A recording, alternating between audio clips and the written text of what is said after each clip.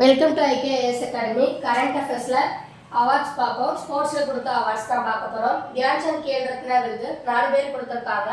D Gukesh chess player, Harmanpreet Singh hockey player, Praveen Kumar para தடகளம், மனு பாக்கர் துப்பாக்கி சுடுதல்.